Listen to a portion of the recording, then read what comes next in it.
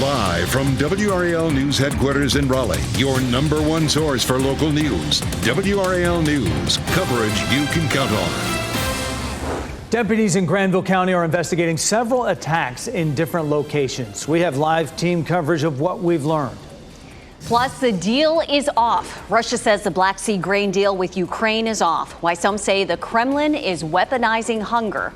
Also, we hear from the mother of a nursing student who vanished along an interstate highway in Alabama and after 48 hours returned. The questions surrounding what happened to Carly Russell. We begin with breaking news this noon out of Oxford. Law enforcement officers are investigating numerous assaults. Good afternoon to you. I'm Jeff Hogan.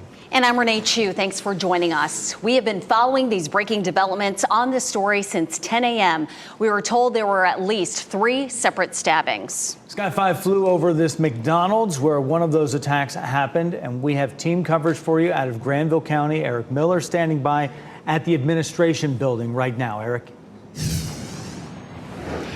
Well, Jeff, so many of these details still coming in. We've heard of at least 3 different stabbings at this point. One at a McDonald's, one at a Walmart, and one right here. This is the Granville County Administration Building off of Bell Street. This stabbing here happening right around 8:30 this morning. Now, we've not heard of any fatalities at this point. Thankfully, all these victims rushed to the hospital. But we do know after these stabbings took place, a multi-agency chase played out on I-85. Both southbound and northbound, multiple agencies involved there. That chase reaching speeds of 75 to 80 miles per hour. We know the suspect in this case was taken into custody. That person's name has not been released so far, though they were not injured when they were taken into custody. For folks here at the Granville County Administration Building, certainly some scary moments this morning. We're told the person assaulted here was an employee. They were on their way into work, coming out of their car, getting ready to go in the building when all this happened. Thankfully, the county administrator here, he says that employee is okay. Take a listen. Believe he's stable. He's at the hospital right now being assessed, and so we're trying to keep in close tabs with the folks who are there at the hospital with him and making sure that he's all right. Again, so many parts of this story coming in right now. We're working to confirm them. We do know that the administration building here, it was closed for a period of time while police were out here investigating. That building has reopened. They are now back open for business. So many parts of this story we're staying on top of. We'll bring you answers as soon as we get them. Back to you. All right, Eric Miller live in Granville County, and we'll be following this story all throughout our hour. We'll get another update at 12:30.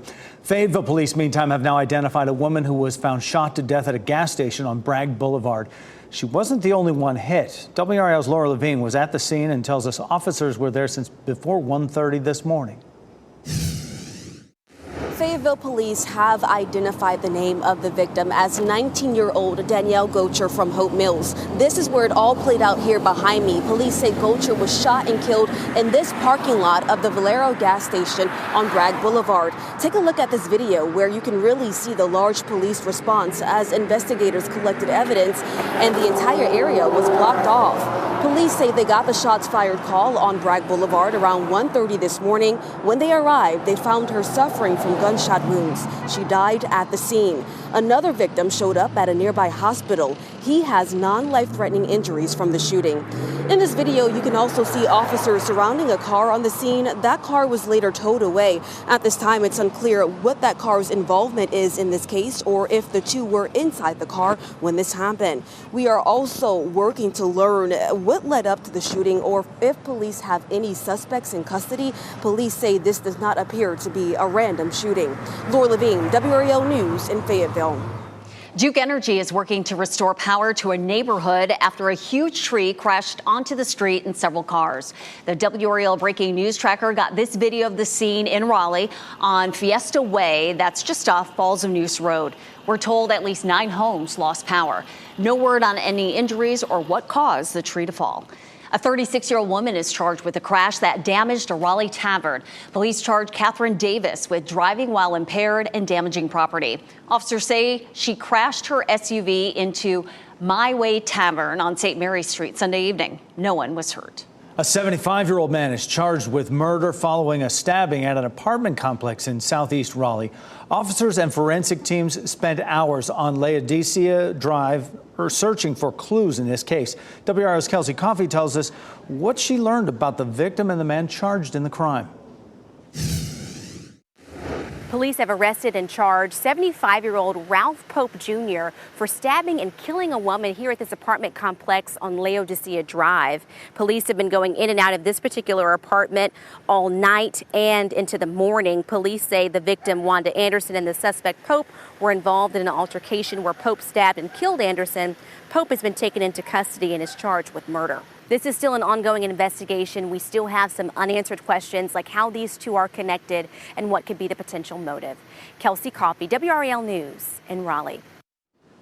Was it an enemy attack or a false flag operation? More explosions on the main bridge linking Russia and Crimea have both sides pointing fingers. Alex Hogan reports. Another setback for Russian troops in southern Ukraine. The main bridge from Russia to the occupied Crimean Peninsula is now closed to traffic after major explosions went off before dawn on Monday. 2 civilians were reportedly killed and a child injured. It's not clear exactly what caused the explosions. Russia blames Ukraine, while the Ukrainians claim it's a Russian provocation. As a result of the incident, traffic on the Crimean Bridge was stopped. The reasons are being clarified. The information will be published on official sources. The incident comes just hours after Russian President Vladimir Putin issued an ominous new warning to the Ukrainian military. Ukrainian officials said late last week they received the first rounds of cluster munitions from the U.S. And Putin says if they're used, the Russians will follow suit. The Russian Federation has a sufficient stockpile of various types of cluster munitions. Until now, we have not used it, but of course, if they are used against us, we reserve the right to take reciprocal actions. Meanwhile, Russia officially canceled a deal allowing the safe export of much-needed Ukrainian grain through the blockaded Black Sea. Moscow says it needs to set up its own food and fertilizer exports, prompting sharp criticism from world leaders. They have to blame Russia for this decision, completely unjustified, weaponizing the hunger of the people.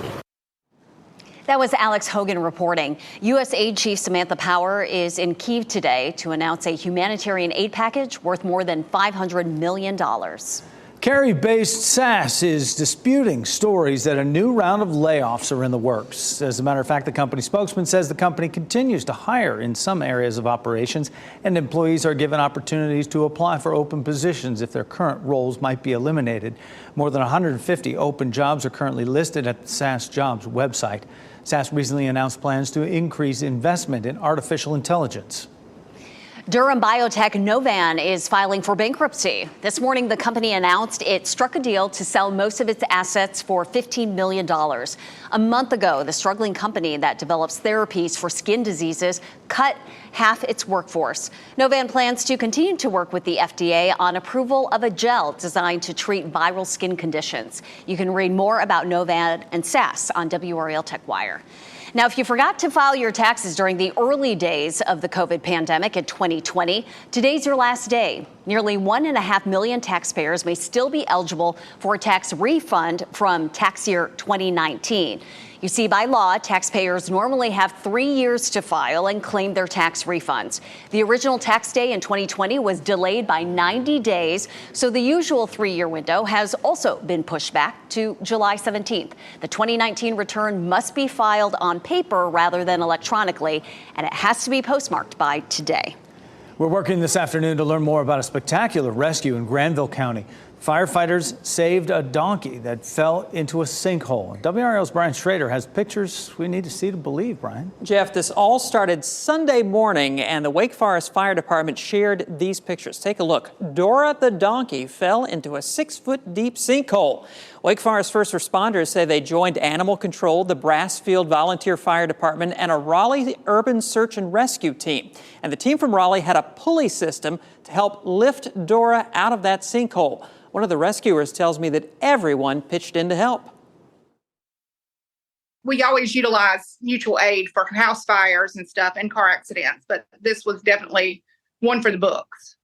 I'll say. Good news here, though. Dora has a couple of scrapes, but it looks like she is going to be okay. A veterinarian on site was able to give her some tranquilizers to help with that rescue.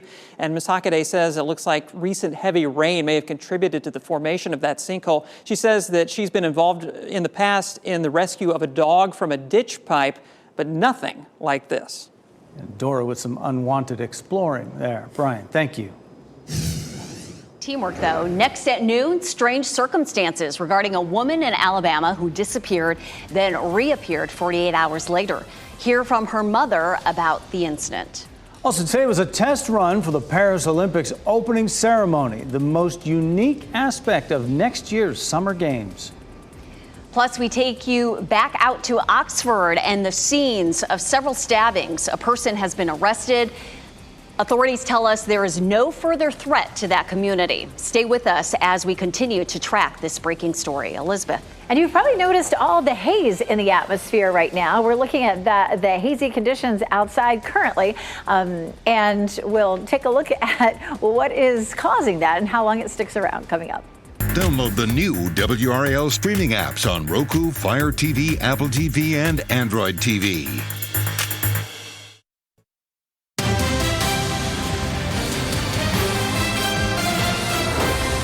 Turning now to some growing questions surrounding the disappearance of a young woman in Alabama. Carly Russell vanished after calling 911 to report a toddler walking on an interstate highway. Then, after more than 48 hours missing, she suddenly returned home to her family. Priscilla Thompson spoke with Carly's mother and shares new information. I'm so thankful that Carly is home safe. So thankful. This morning, the search for Carly Russell is over. The missing 25-year-old nursing student returned to her family home Saturday night. Police say she arrived alone and on foot. Angela Harris helped lead the community search for her. You spoke to this family moments after Carly came home. Right. What did they say? It was just kind of like a very emotional phone call. I just broke down and I said, "Is she okay?" And she said, I don't know, she seems to be okay. She just seems to be in shock. Officials say Russell was taken to the hospital for evaluation and has since been released.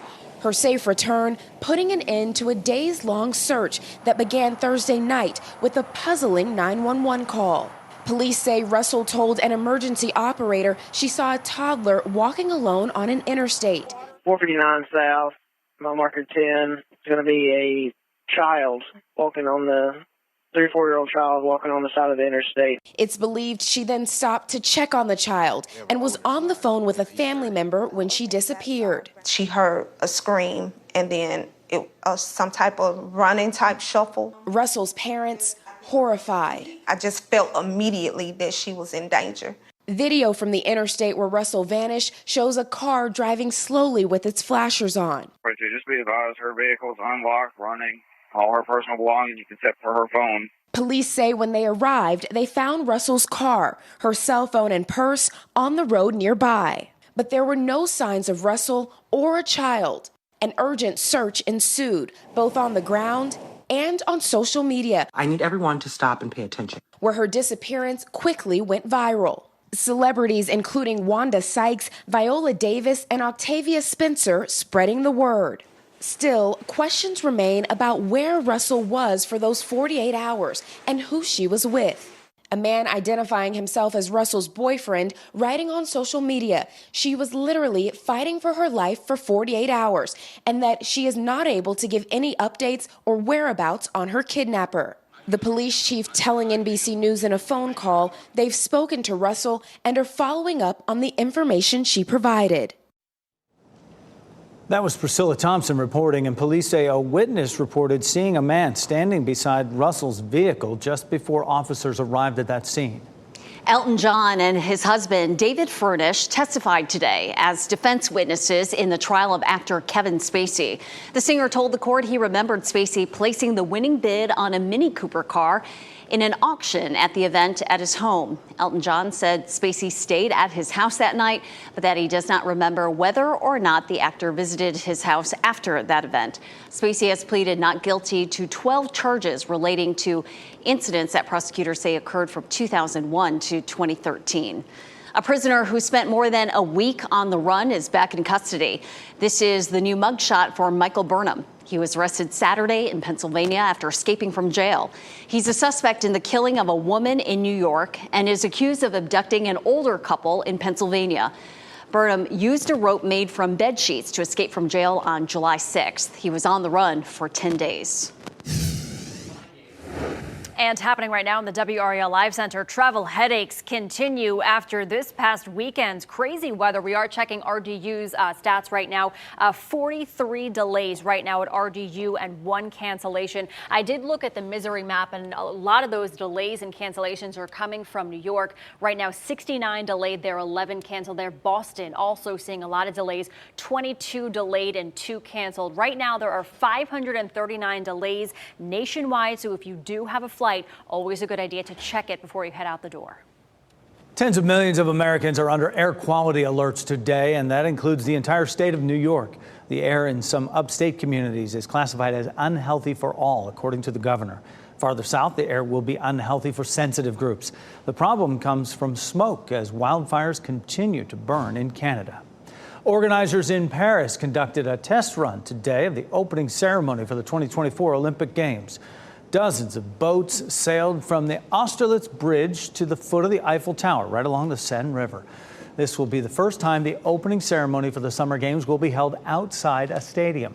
It's expected to draw at least 600,000 spectators. The lower part of the riverbank will be subject to ticketing, but there will be free access to the upper part of it. That'll be a unique scenario, not in a stadium along the banks of the Seine. Be cool.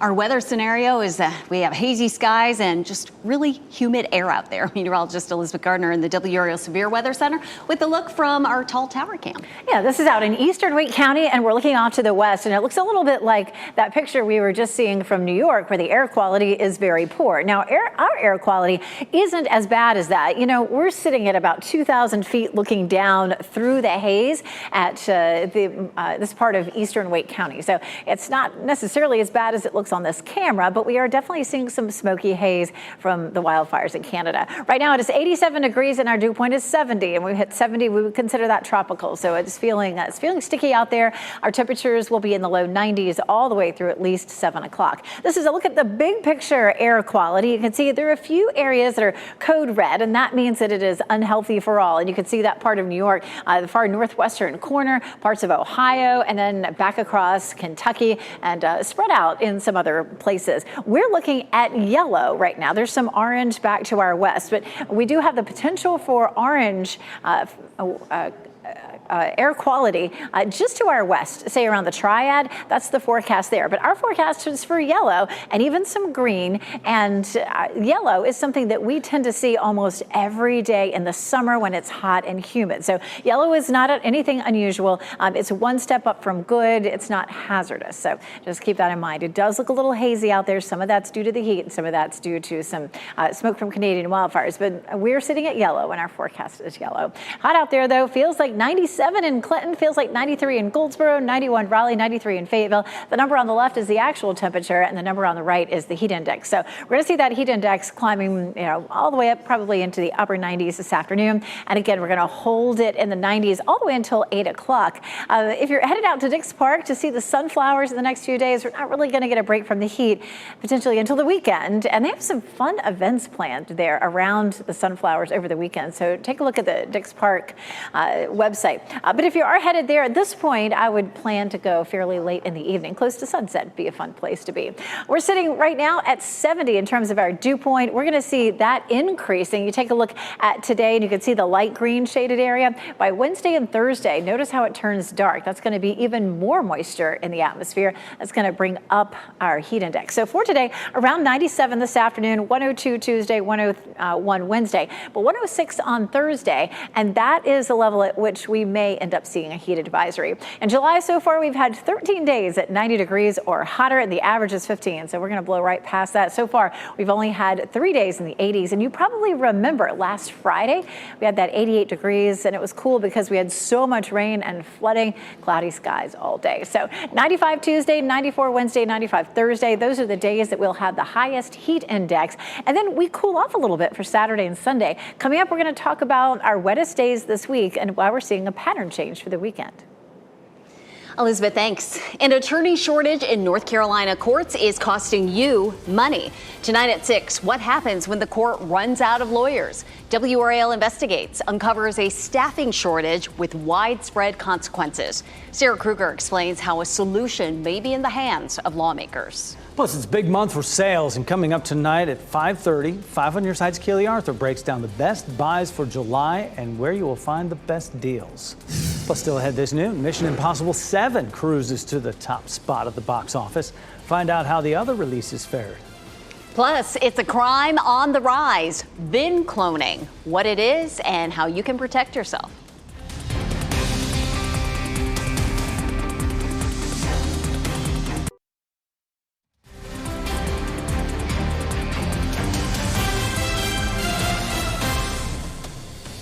Welcome back. You're looking live at the Legislative Building in downtown Raleigh. It's going to be another hot and humid afternoon. The high 93. You're watching WRAL News, available on Spectrum and the WRAL app on your TV or streaming device. Mission Impossible grabs the top spot at the weekend box office, and United's pilots are in for big pay hikes. Those are among today's business headlines with Maribel Aber. United and its pilots have reached a preliminary deal on a new contract, and it calls for raises of as much as 40% over 4 years. It's the latest labor contract for airlines as they deal with a boom in business and a shortage of pilots. Both Delta and American recently agreed to new contracts, giving similar big pay hikes to pilots. United's deal also gives pilots more control over their schedules. The agreement still needs to be voted on and finalized. The FTC lost its latest effort to stop Microsoft's deal to buy video game maker Activision Blizzard. An appeals court rejected the FTC's request for a court order blocking the merger late Friday. The ruling clears the way for the roughly $69 billion deal to close. The companies have been trying to complete the merger by tomorrow. The FTC first sued to block the deal in December, saying it was anti-competitive. Tom Cruise's latest Mission Impossible was #1 at the box office on its opening weekend. Mission Impossible Dead Reckoning Part 1 took in $56.2 million over the 3 days, according to ComScore, but the movie came in slightly below expectations, and it also trailed the openings of other recent big movies like Spider-Man, Guardians of the Galaxy, and the latest Indiana Jones. The box office is expected to get a big boost this week with the release of Barbie and Oppenheimer. And those are your business headlines. I'm Maribel Aber at the NASDAQ Market Site. Couples should purchase wedding insurance to help pay for potential wedding problems and mishaps. The average cost of a wedding last year was $30,000. Wedding insurance can be useful to help brides and grooms protect themselves from unexpected events. Weddings can be covered against circumstances such as vendors who don't show or weather issues and damaged attire. One thing insurers will not cover if either party changes their mind to marry. NBA is working on a plan that'll give basketball fans a new way to experience their favorite teams in action. The league is collaborating with Apple and its Vision Pro headsets. The devices are expected to hit the market next year at a cost of nearly $3,500. NBA Commissioner Adam Silver says several tech and media companies have expressed interest in premium live sports. There's a new work pattern surfacing at offices across the country. A new report reveals the time frame between 4 and 6 p.m. is becoming a so-called dead work zone period. That's when workers zone out and their focus shifts to other tasks. Workers reportedly accomplish very little work during that time or attend meetings. More flexible work rules and hybrid schedules are shifting employee duties to family activities, gym workouts, or just beating traffic home. Granville County deputies are investigating several stabbings in a short time span. We have team coverage on what we've learned in the last 30 minutes. Plus a look at your winning North Carolina lottery numbers on your screen right now.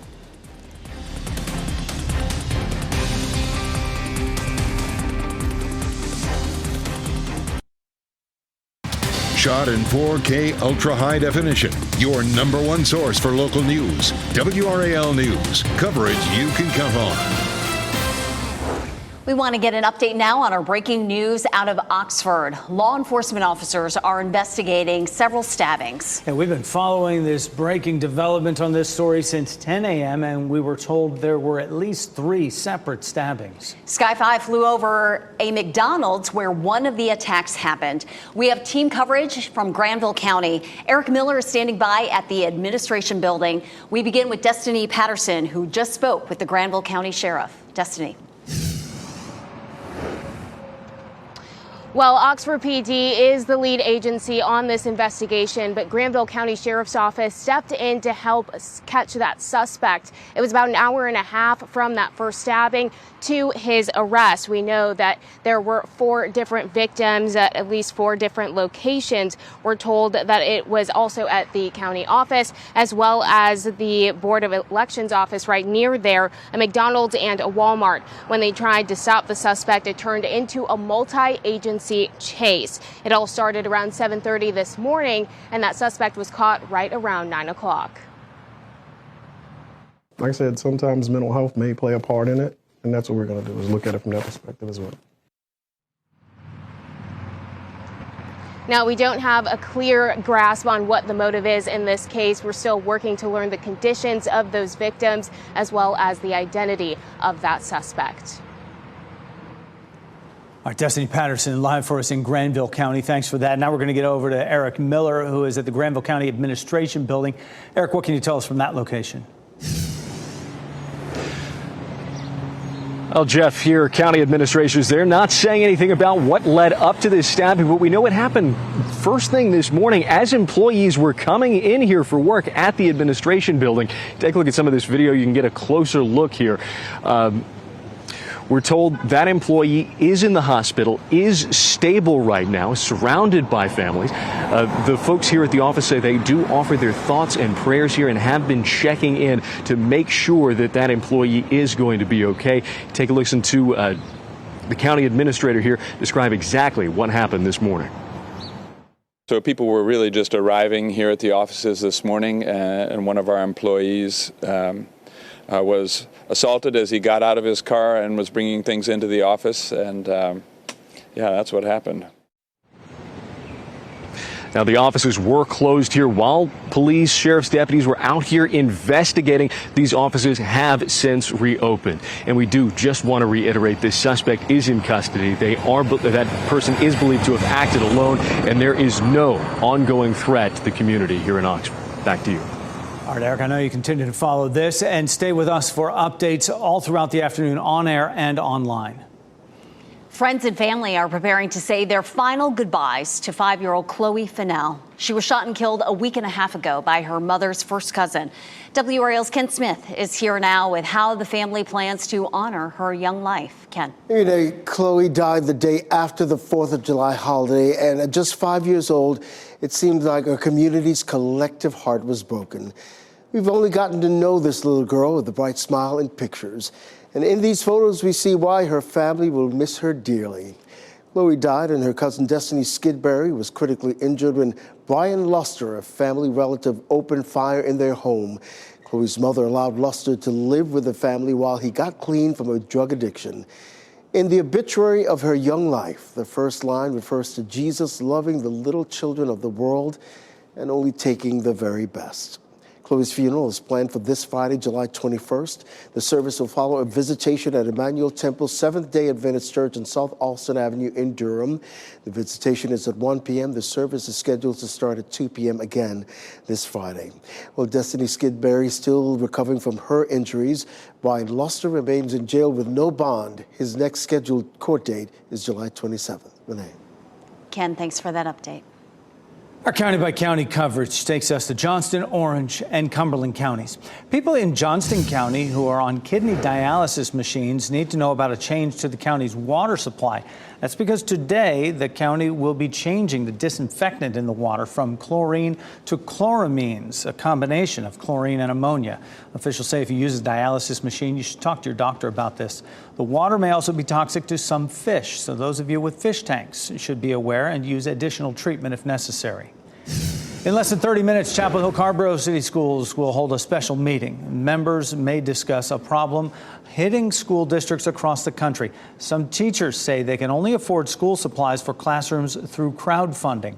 The meeting takes place today at 1 p.m. and we'll let you know what happens out of that.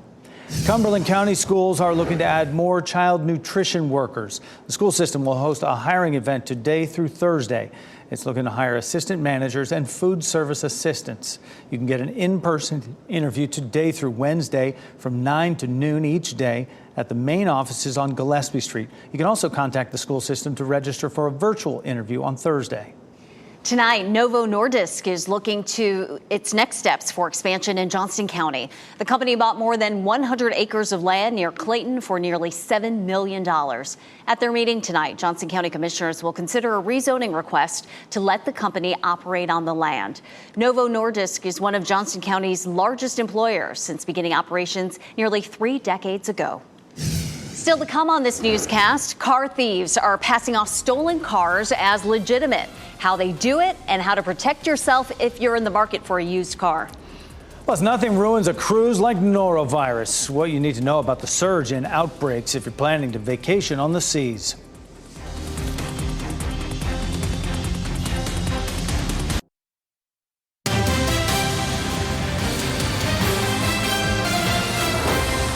There have been reports of people duplicating the VIN numbers on cars, those vehicle identification numbers, so that they can put a lien on your vehicle to get cash. NBC's Chase Golightly shares one woman's story. Hillary Huntley's parents decided to sell their 2015 Chevy Silverado a few months ago to get some much-needed cash. They've had medical bills. My mom was in the hospital recently. You know, they're just trying to shore up their end of things. They put the truck on Facebook Marketplace and Auto Trader. In June, they had a buyer. But when her parents went to the MVD to transfer the title, they were told they couldn't because her dad actually owed money. My dad said, no, we most certainly do not. I own this vehicle outright. And they said, no, really, this is, you know, there's a $12,000 lien. A lien he never knew about. He was shocked and he was very upset. It turns out someone other than her father somehow got the truck's VIN number, then created fraudulent documents to get the truck into their name. It was a fake bill of sale, a fake title. Forging her dad's signature and getting the document notarized to make it look as legitimate as possible. He had all of the right stuff. The person then took this to a title loan company, putting a lien on the truck they never owned and getting $4,000 in cash. The loan went into default, leading to a repo notice being put on the truck. However, they were never able to find it because the person never had it. What worries me is that it could just happen to anyone. And you don't know. 12 News obtained the documents. It gives the suspect's license, pay stubs, and references. We are not revealing that person's name since they haven't been charged with any crime in this case. The number you are trying to call is not reachable. But we did call their number provided to the loan company. It was disconnected. We also called the 4 references they provided. 2 numbers were disconnected, and 1 did answer, but they told us they were not the person whose name was listed. Huntley's parents are now in talks with ADOT's fraud department, but says they are still waiting for someone to help them investigate the situation. Meaning for now, they just have to sit and wait. That title is still sitting there with a lien against it, and my folks are stuck. That is worrisome. That was Chase Golightly reporting. And over the years, states have been centralizing their DMV registration information. It's a system that links state DMVs all throughout the U.S. That way, a stolen VIN in one state can't be registered in another. Studies are underway to determine whether psychedelic drugs can help certain medical conditions. After the break, the new guidance from the FDA that experts hope will prevent misuse. Plus, I've never gotten sick during the summer, so I was like, what's going on? it's being called the summer of the sniffles. We examine what's behind the uptick in cases of the common cold during the hottest time of year.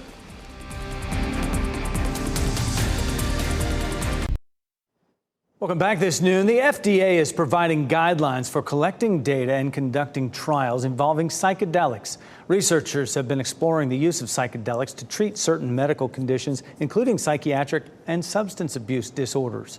The FDA says trials need to consider the unique characteristics of these drugs. It also highlights potential risks for mood changes and hallucinations when experimenting with them. Norovirus has returned to cruise ship voyages in significant numbers this year. According to the CDC, the norovirus is infecting more travelers on cruise ships this year compared to previous years.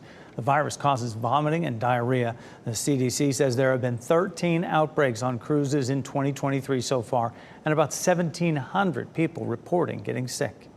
Have you battled a cold recently? So have many others. Summer colds are on the rise at a rate we haven't seen in years. NBC's Dr. John Torres explains what's driving the increase. The temperatures might be soaring, but for many Americans, that hasn't stopped the cold.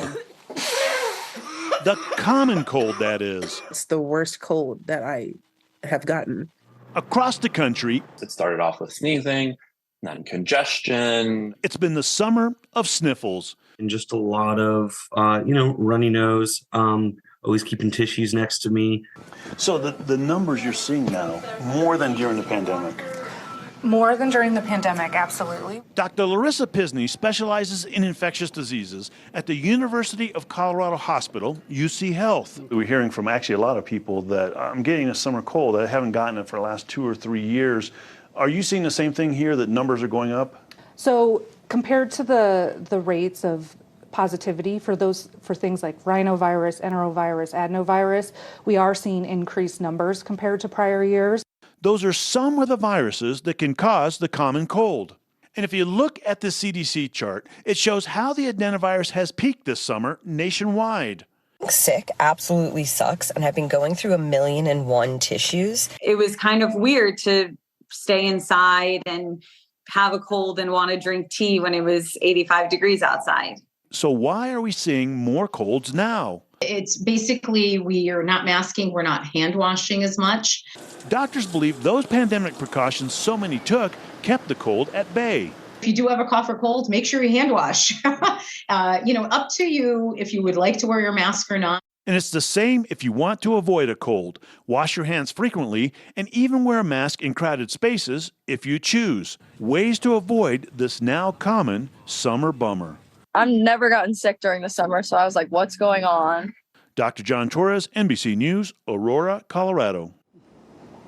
So keep up with the hand washing because, you don't want to be spreading those germs. That's a sanitary thing anyway, right? Just exactly. I haven't had a summer cold in a while, but this is terrible when you get it in the summertime. Oh, I know. Awful. Especially when it's just, but it's not like you want to go outside because it feels so hot and humid out there. Yeah, there's no chance. You may have a cold, but there's no chance you will be cold when you step outside. Right. Elizabeth Gardner, the WRAL Severe Weather Center. Yeah, around here, this is almost like our second winter. The weather is just not comfortable to be outside, almost like it is in the winter time, but it won't be too much longer, about another month, and we'll start to get a more consistent break from some of the heat and humidity. It's a bit hazy out there right now, definitely a hazy sunshine though. You can see those shadows here right in front of our newsroom in Fayetteville. That sunshine is making it through the haze and it's warming things up here in Apex and Chapel Hill. Chapel Hill, they're courtesy of Top of the Hill Restaurant. We have this high pressure system that's in control of our weather right now. That's going to keep thunderstorms from developing across our area, but we are likely to see a few of those along the coast, right along that sea breeze front. That's a pretty normal thing that we see during the summer almost every day. So we'll see that, but we're not going to see any of those thunderstorms making their way into our area just yet. That does begin to change tomorrow. We'll roll through the remainder of the day today, and you can see a few clouds that start to build, and there could be an isolated shower, but for the most part, it's going to be a dry one for us. Tomorrow morning, we'll wake up to more sunshine, but it may be a bit hazy like it is today. There's lunchtime, and then late in the afternoon, 1 or 2 of these cells start to pop up. There's 5 o'clock Tuesday, and then into the evening, maybe a few more of those once we get past sunset with a little disturbance rolling through. And then Wednesday, here's lunchtime on Wednesday in the afternoon, 2, 3, or 4 o'clock in the afternoon. We have some of those showers and storms developing. So it's a 30% chance for Tuesday and Wednesday. We had all of that rain on Friday. So, the gardens, the lawns, we're all happy, I think, for the most part with all that rain. So, things are probably still pretty good. But once we get toward the end of the week, you might have to think about watering again because because the showers and thunderstorms that we see Tuesday, Wednesday, and Thursday will be isolated at best. Here's another look at Wednesday. You can see those late day storms popping up, lingering potentially into early Thursday. And then after that, it looks fairly quiet. We get into the day on Friday, and there's some showers to our east and to our west, but it looks like we may stay fairly dry. We're also going to get a little bit of a break from the heat over the weekend. You can see the dark colors here. That's where we're looking really hot. But over the weekend, we get a big trough in the jet stream that dips down. That allows some of that cooler air from Canada to move into our area. That'll drop our highs into the 80s. It's not going to be a big drop, but hopefully enough that you'll notice at least a little bit. Right out here is subtropical depression Don. And normally once it becomes a depression, we don't necessarily worry about it too much anymore. But this storm may redevelop into a subtropical storm by late in the week and continue to wander around out here in the Atlantic. It's worth watching. At this point, it doesn't look like it's going to affect land, but you know, on that trajectory, we'll keep our eye on it.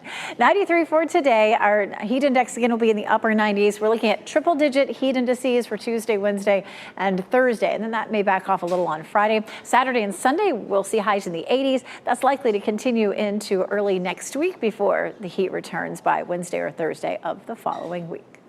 Thanks for that, Elizabeth. A Florida teen is doing his part to help clear the shelters. How his love for furry friends led to a mission to keep pets off the streets.